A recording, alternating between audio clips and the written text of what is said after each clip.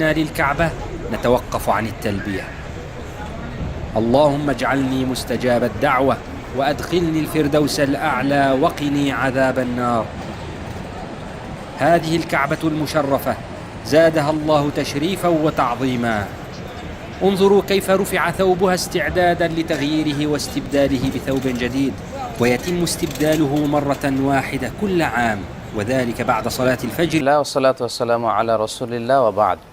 শুরুতেই আল্লাহ রাব্বুল ইজ্জাত ওয়াল জালালের দরবারে শুকরিয়া জ্ঞাপন করছি যে আল্লাহ তাআলা সহি সালামতে 1439 হিজরির যে হজটি সেটি আমরা পালন করে আসতে পেরেছি আলহামদুলিল্লাহ। হজ হচ্ছে one of the 5 pillars of Islam. ইসলামের যে 5টি ভিত্তি, 5টি পিলারের উপর ইসলাম ধর্মটি দাঁড়িয়ে আছে, তার মধ্যে একটি হচ্ছে হজ। বিষ্ণু ইসলাম বলেছেন, বুনিয়াল ইসলাম আলা খামসিন, শাহাদাতু আন লা ইলাহা ইল্লাল্লাহ ওয়া আন্না মুহাম্মাদুর রাসূলুল্লাহ ওয়া ইকামুস সালাহ ওয়া ইতা ইজ-যাকাত ওয়া হাজ্জুল বাইত ওয়া সাওমু রমাদান। যে 5টি পিলারের উপর ইসলাম দাঁড়িয়ে আছে, প্রথমটি হচ্ছে আল্লাহ এবং আল্লাহ রাসূল এর ব্যাপারে সাক্ষ্য দেয়া, তারপরে সালাত আদায় করা, সিয়াম পালন করা, হজব্রত পালন করা এবং যাকাত দেয়া। এবং আমরা জানি বিষ্ণু ইসলাম জীবনে মাত্র একটি বার হজ করেছিলেন এবং তিনি ঘোষণা করেছেন যে আল হাজ্জুল মাবরুরু লাইসা লাহু জাযাউন ইল্লাল জান্নাহ, অর্থাৎ মাকবুল হজের প্রতিদান জান্নাত ছাড়া অন্য কোনো কিছু দিয়ে হতে পারে না।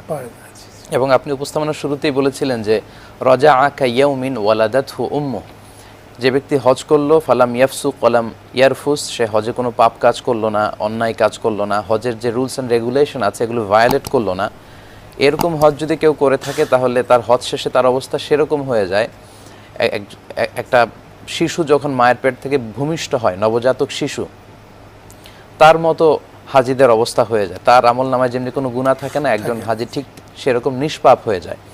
তো আলহামদুলিল্লাহ প্রতি বছরের ন্যায় এবছরও বাংলাদেশ থেকে প্রায় লক্ষাধিক হাজি ওনারা হজ করেছেন। তবে আমার যে অবজারভেশন সেটা হচ্ছে আমাদের বাংলাদেশ থেকে খুব বয়স্ক লোকেরা হজে যায়।